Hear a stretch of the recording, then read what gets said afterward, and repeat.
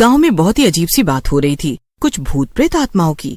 खासकर ये बात है गांव बरसापुर की, जहाँ एक अजीब सी औरत हर पूर्णिमा की रात प्रकट होती थी। लोग कहते थे कि वो चूड़ियां बेचने आती है। कोई नहीं जानता था कि वो कहाँ से आती थी और कहाँ चली जाती थी। ये बहुत रहस्यमय था। आज भी पूर्णिमा की रात है, कितना सुंदर चांद निकला है। ठंडी हवा बह रही थी और गांव की गलियां सन्नाटे में डूबी थी। तभी गांव के चौक पर एक धीमी धीमी आवाज गूंजने लगी, चूड़ियां ले लो, सुहाग की निशानी, चमकती चूड़ियां। रामू, जो गांव का सबसे निडर युवक था, अक्सर अपने दोस्तों के साथ देर रात तक बाहर रहता था। उस रात भी वो अपने दोस्तों के साथ चौपाल पर बैठा था। वो उस औरत की कहानियों को महज अफवाह मानता था। उसने ठहाका लगाया और कहा,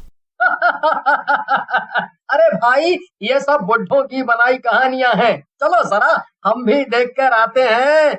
इतनी सुंदर और अच्छी चूड़ियां आई है बेचने, और ये इतनी रात चूड़ियां आखिर बेचता कौन है? उसके दोस्त थोड़े डरे हुए थे, लेकिन रामू की हिम्मत देखकर वो भी उसके पीछे पीछे चल पड़े। गांव के चौक पर पहुंचकर उन्होंने देखा कि एक दुबली पतली औरत सफेद साड़ी पहने सिर झुकाए बैठी थी। उसका चेहरा ढका हुआ था और वो लकड़ी की एक टोकरी में रंग बिरंगी चूड़ियां रखे बैठी थी। ओ चूड़ियां बेचने वाली, ये सुहाग की चूड़ियां हमें भी दिखा जरा, देखे तो तेरी चूड़ियां सच में अच्छी हैं या बस नाम की हैं? औरत ने धीरे से सिर उठाया। वो धीमे स्वर में बोली, हर किसी के नसीब में ये चूड़ियां नहीं होती, लेकिन तुम्हें चाहिए तो ले लो। अच्छा, ऐसा भी है क्या? चलो, तुम अब इतने प्यार से बोल रही हो तो मैं भी ले ही लेता हूँ कुछ चूड़ियां। इधर लाओ टोकरी। 2-3 तरह की चूड़ियां देखने के बाद उसकी नजर एक हरी चूड़ी पर पड़ती है और वो एक हरी चूड़ी उठा लेता है। ये कितने की है चुड़ैल? मेरा मतलब चूड़ियां बेचने वाली। उफ, ये मेरी जुबान भी ना कहीं भी कुछ भी बोलने लग जाती है। चलो जल्दी से बता दो कितने की दी ये चूड़ियां? तभी वो औरत उसको घूर कर देखती है और फिर हल्की सी मुस्कान देते हुए बोलती है, कोई बात नहीं साहब, गलती इंसानों से ही होती है। वैसे इसका मूल्य तो तुम्हें कल पता चलेगा। रामू ने पैसे उसकी ओर बढ़ाए, लेकिन जैसे ही उसके हाथ औरत के हाथ से छुए, उसे एक ठंडी सनसनाहट महसूस हुई। ऐसा लगा जैसे बर्फ के टुकड़े पर हाथ रख दिया हो। उसने झट से हाथ खींच लिया, लेकिन हरी चूड़ी पहले ही उसकी कलाई में आ चुकी थी। रामू के दोस्तों ने जब रामू के हाथ में चूड़ियां देखी तो वो बहुत डर गए, क्योंकि रामू ने वो चूड़ियां अपनी माँ के लिए लिए थे।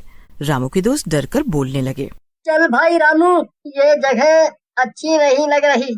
तुझे मजाक करना था, तूने वो कर लिया। अब डर लग रहा है। हाँ भाई, सही बोल रहा है, यहाँ कुछ अजीब लग रहा है। अरे डरपोको, देखो मुझे नहीं पता था तुम इतने डरपोक हो। देखो कुछ नहीं हुआ, ये सब बकवास है। तुम इससे क्यों डर रहे हो?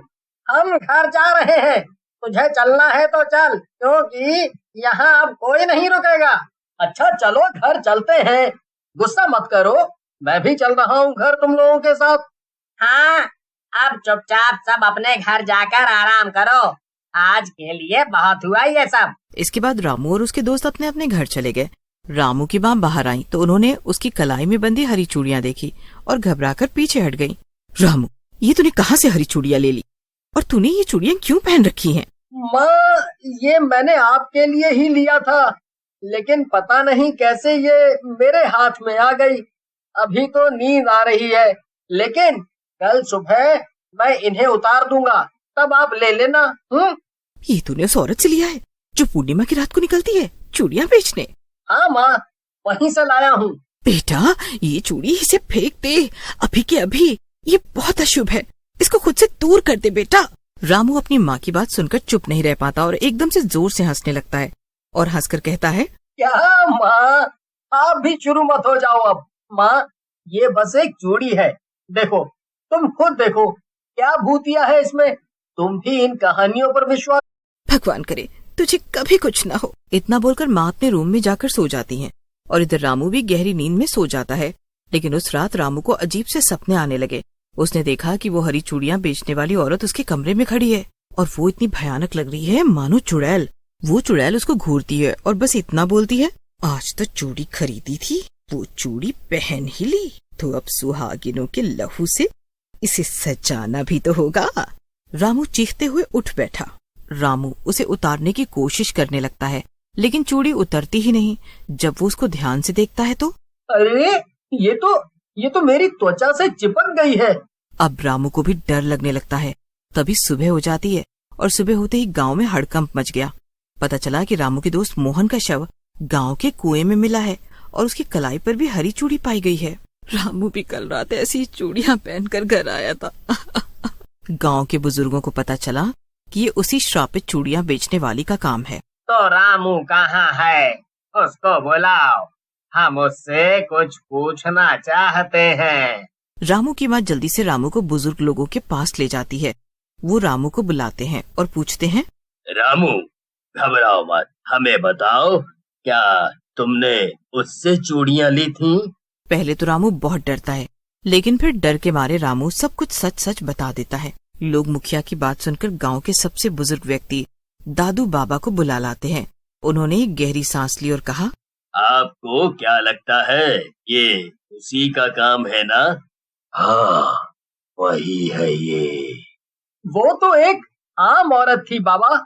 नहीं बेटा, वो औरत नहीं है, वो एक चुड़ैल है। और ये कोई आम चुड़ैल नहीं, ये बहुत पुरानी चुड़ैल है। इसका नाम मंगला है। बरसों पहले की बात है। इसी गांव में एक गरीब विधवा रहती थी।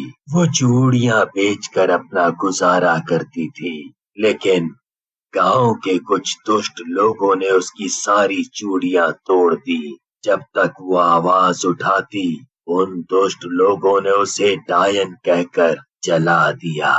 लेकिन मरने से पहले उसने श्राप दिया कि जब भी मैं पूर्णिमा की रात को आऊंगी और जो उसकी चूड़ियां पहनेगा या उसका मजाक बनाने में साथ देगा, उसकी मृत्यु निश्चित होगी।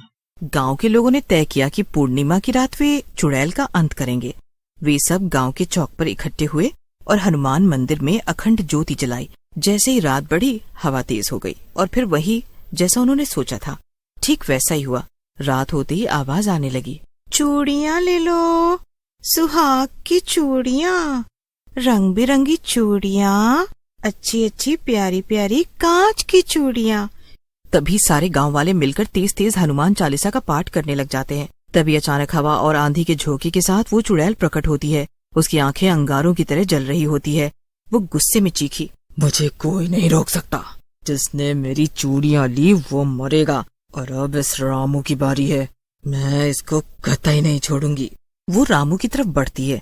तभी दादू बाबा उस पर भगवान हनुमान का सिंदूर फेंकते हैं, जिसे डालते ही चुड़ैल चिल्लाने लगती है, तेरा समय पूरा हो चुका है मंगला। अपने पापों की सजा भुगत और इस गांव को छोड़ दे। नहीं। दादू बाबा चुड़ैल पर और सिंदूर फेंकते हैं। जैसे जैसे वो सिंदूर चुड़ैल पर पड़ता है, वो दर्द से चीखने लग जाती है और उसका शरीर जलने लग जाता है और कुछ ही पलों में वो राख में बदल जाती है। रामू की कलाई से चूड़ी टूटकर जमीन पर गिर जाती है और फूट जाती है और साथ ही वो धुएं में बदल जाती है। गांव वाले राहत की सांस लेते हैं। उसके बाद गांव में कभी भी चुड़ैल नहीं आती, लेकिन लोग आज भी पूर्णिमा की रात चौक पर जाने से डरते हैं और कहते हैं, अगर ध्यान से सुना जाए तो हवा में अब भी एक धीमी सी आवाज गूंजती है, चूड़ियां ले लो, सुहाग की चूड़ियां।